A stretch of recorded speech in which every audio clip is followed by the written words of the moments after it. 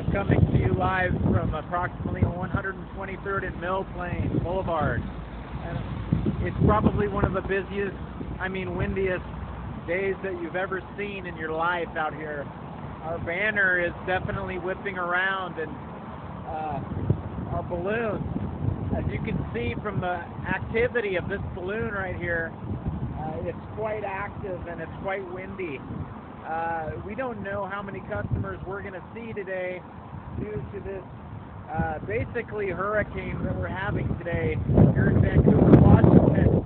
And it's getting very difficult to stay out here in these conditions that are obviously almost impossible to comprehend in a way. As you can see from this balloon and this banner here, this is just being ravaged by this storm. So I have to go at this point and find shelter. It's been Shane reporting to you.